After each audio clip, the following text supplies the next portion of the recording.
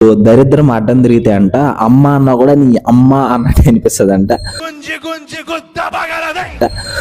So ఇప్పుడు అది మన యాటిట్యూడ్ స్టార్ విషయంలో అలానే కనిపిస్తుంది. సో ఇతను రీసెంట్ గా ఒక ఈవెంట్ లో ఒక పాట పాడాడు. సో సినిమా ప్రమోషన్స్ చేసుకుందామని ఉత్సాహంలో, సో కొన్నిసార్లు ఉత్సాహం అతి ఉత్సాహం అయిపోతుంది కదా. సో ఆ ఉత్సాహంలో ఒక పాట పాడడానికి ట్రై చేశాడు. ఆ పాటలో కొన్ని అన్పార్లమెంట్ లాంగ్వేజెస్ పదాలు వదిలేశాడు. సో అది ఇప్పుడు పెద్ద కాంట్రవర్సీగా అయిపోయింది. సో పాపం అతన్ని టార్గెట్ చేస్తూ ట్రోల్ చేస్తూ చాలా మంది కామెంట్ చేస్తున్నారు. బట్ ఇక్కడ అర్థం కాని విషయం ఏంటంటే, సో అతనికన్నా భూత పురాణం మాట్లాడిన వాళ్ళు చాలా మంది ఉన్నారు సినిమా ఇండస్ట్రీలో. బట్ అవే విషయాలు ఫోకస్ అవ్వలేదు. బట్ ఇతను ఎందుకో పాయింట్ అయిపోయి ట్రోలింగ్ మెటీరియల్ అయిపోతున్నాడు అనిపిస్తుంది నాకు. సో ఇది మాత్రం చాలా అన్ఫేర్ గా అనిపిస్తుంది. ఓకే, ఇతను ఏదో అన్పార్లమెంట్ పదాలు వాడాడు అంటే ఇతన్ని టార్గెట్ చేయాలి. ఇతన్ని టార్గెట్ చేయకుండా సో తన అమ్మా నాన్నని, సో అక్కడ ఈవెంట్ కి వచ్చిన కొంతమందిని టార్గెట్ చేస్తూ ఒక జర్నలిస్ట్ ఇంకా ఘోరంగా మాట్లాడాడు. నవ్వుతూ పళ్ళికి ఇస్తున్నారే వాళ్ళందరి గు, ఈ పాట రాసినోడు ఉంటాడే వాడి గు, తర్వాత వీడితో పెట్టి సినిమా తీస్తున్నాడు ఆ ప్రొడ్యూసర్ గు. సో అది ఫేరా?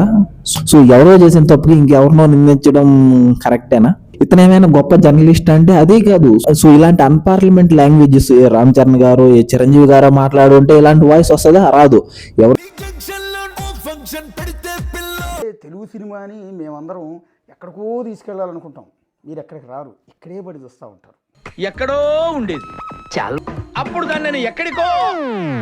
చిన్నపిల్లాడు ఎవరు ఇప్పుడిప్పుడు ఎదిగే వాళ్ళు, సో ఇప్పుడిప్పుడే పైకి ఎదగుతున్న వాళ్ళని చూస్తే మాత్రం ఈ జర్నలిస్ట్ కి ఎక్కడ లేని ఉత్సాహం వచ్చేసి మాట్లాడేస్తూ ఉంటారు. మరి అదేంటో మరి అర్థం కాదు నాకు. ఈ జర్నలిస్ట్ ఉద్దేశం ఏంటి? అన్పార్లమెంట్ లాంగ్వేజ్ అంటే ఓన్లీ పదాలే అనమాట.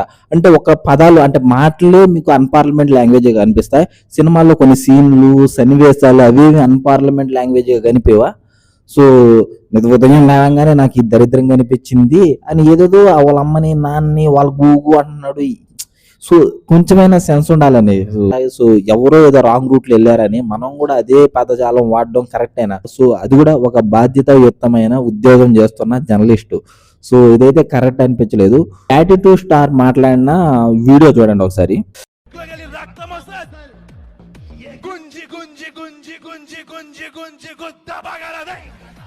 సో ఇది ఆయన మాట్లాడింది. ఓకే, అతను తప్పు మాట్లాడాడు. సో అలా మాట్లాడి ఉండకూడదు.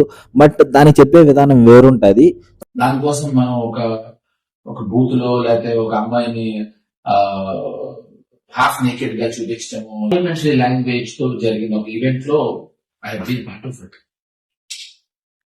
సో ఇది గుడ్ అనమాట. ఇలా చెప్పడం ఒక రకంగా ఉంటది. సో తెలిసి తెలియని వయసులో ఏదో అత్యుత్సాహంలో కొంతమంది, సో ఇతనే ఇప్పుడిప్పుడే వస్తున్నాడు, అది కాకుండా చాలా ట్రోలింగ్ ఎదుర్కొంటున్నాడు. సో ఇలా చెప్తే ఒక రకంగా ఉంటది. ఈ చక్రవర్తి గారు జర్నలిస్టే కాదు, బట్ ఈయన చెప్పే విధానం ఎలా ఉంది? ఇట్స్ వెరీ గుడ్, నైస్, పద్ధతిగా చెప్పాడు, ఒక రకంగా చెప్పాడు. సో అర్థం చేసుకోవాలి, ఇతను చెప్పిన మనం తీసుకోవాలి, సో మనం మారాలి అనే విధంగా ఉంటాయి. సో ఇవి యాటిట్యూడ్ స్టార్ అన్నా కూడా ఎలా అనిపిస్తుంది? ఓహో మనం వినాలి, సో మనం తప్పు చేస్తున్నాం అతని మైండ్ లో వచ్చి అతని యాటిట్యూడ్, అతని స్టైల్, అతని వే ఆఫ్ టాకింగ్ గా మార్చుకోవడానికి ప్రయత్నిస్తాడు. కానీ ఒక జర్నలిస్ట్ ఏ విధంగా మాట్లాడాడు చూడండి.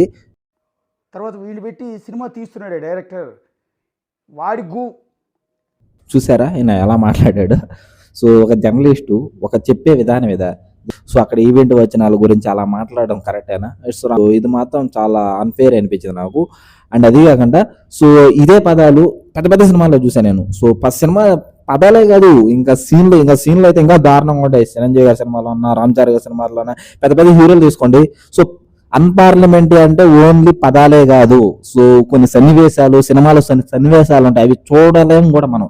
సో అలాంటి సన్నివేశాలు ఉంటాయి. సో అవన్నీ నీకు ఇబ్బంది అనిపించలేదు, కానీ ఇతను మాట్లాడిందే ఇబ్బంది అనిపిస్తుంది అంటే సో ఇతను టార్గెట్ చేసి మాట్లాడుతున్నట్టే అనిపిస్తుంది జర్నలిస్ట్ మాటలు కూడా. బట్ ఓకే, అతను తప్పుగా మాట్లాడినప్పుడు చెప్పే విధానం ఏదో విధంగా ఉంటాయి. ఇప్పుడు చక్రవర్తి గారు చెప్పారు, సో ఆయన చెప్పిన విధానం ఎలా ఉంది? తీసుకునే విధానంలా ఉన్నది. నువ్వు చెప్పే విధానం ఉంది, బ్లాగ్ తీసి ఇంకోటి కొట్టే విధంగా ఉంది. సో కరెక్ట్ కాదు, ఇది చెప్పే విధానం నాకైతే కరెక్ట్ అనిపించలేదు. సో దీనిపైన మన యాటిట్యూడ్ స్టార్ ఒక వీడియో రిలీజ్ చేశాడు. సో నువ్వు కానీ నాకు అపాలజీ చెప్తే సో నేను వదిలేస్తాను, నువ్వు నన్నన్నా కూడా నేను టేక్ ఇట్ ఈజీగా తీసుకునేవాడిని, బట్ నా ఫ్యామిలీని ఈవెంట్కి వచ్చిన వాళ్ళని అన్నావు, సో నేను చాలా హర్ట్ అయ్యాను, సో సారీ చెప్పన్నాడు. సో అతని మాటలో కరెక్ట్ అనిపించింది నాకు. సో అతను అన్నదానికి అతన్ని ట్రోల్ చేసి అతని గురించి ఏదైనా మాట్లాడితే ఈజ్ ఓకే, కానీ బట్ వాళ్ళ ఫ్యామిలీని అక్కడ ఈవెంట్ వచ్చిన పెద్దలని గురించి మాట్లాడడం కరెక్ట్ అనిపించలేదు. సో అతని పాయింట్ ఆఫ్ వ్యూలో అతను కరెక్ట్ గానే ఉన్నాడు. సో అంతకన్నా ముందు మన జర్నలిస్ట్ వెళ్ళి కంప్లైంట్ అయితే ఇచ్చినాడు. సో మన యాటిట్యూడ్ స్టార్ కూడా ఎలాంటి కంప్లైంట్ ఇస్తాడు, సో ఈ వివాదం ఎంత వరకు వెళ్తుంది అని చూడాలి. బట్ మూవీ అయితే రేపు రిలీజ్ కాబోతుంది January 6th. సో మూవీ కూడా చూద్దాం. సో మూవీ ఎలా ఉందో కూడా రివ్యూ ఇచ్చి చెప్తాను. సో ఫైనల్గా చెప్పాలంటే సో యాటిట్యూడ్ స్టార్ మంచి యాక్టర్ అండి. సో పర్సనల్ గా వదిలేయండి, యాటిట్యూడ్ స్టార్ మాత్రం ఒక మంచి యాక్టర్ అండి. సో కామెడీ కానీ, సో అతని పర్ఫార్మెన్స్ కానీ చాలా బాగా అనిపిస్తాయి. అతను మాట్లాడే విధానం కూడా చాలా మెచ్యూర్గా అనిపిస్తుంది. బట్ ఎందుకో ట్రోలింగ్ మెటీరియల్ అయిపోతున్నాడు అంటే అది చెప్పే విధానం కరెక్ట్ గా లేదేమో కానీ అతను చెప్పే పాయింట్లు మాత్రం చాలా కరెక్ట్ గా అనిపిస్తాయి నాకు. సో బట్ వై సో మరి ఎప్పుడు ఏం జరుగుతుందో అర్థం కాదు కదా. అదే కదా, దరిద్రం బాగాలేనప్పుడు మన అమ్మ అన్న కూడా నీ అమ్మ అన్నట్టు అనిపిస్తుంది. సో పాపం ఇప్పుడు అతనికి ఆ సిచ్యువేషన్ ఎదురవుతుంది. సో బట్ హీఈస్ మంచి యాక్టర్ అండి. సో మంచి భవిష్యత్తు ఉంటుంది. బట్ ఇలాంటివి కొంచెం చూసుకొని మాట్లాడగలిగితే ఈవెంట్లో ఈజ్ వెరీ గుడ్ ఫీచర్ అనమాట. సో మంచి యాక్టర్ ఇతను. ఇది ఈ కాంట్రవర్సీ. సో దీంట్లో మీకు ఎవరిది తప్పు ఒప్పు అనిపించిందో కూడా కింద కమెంట్ చేయండి. సో వీడియోతో మళ్ళీ కలుద్దాం, అంతవరకు బై.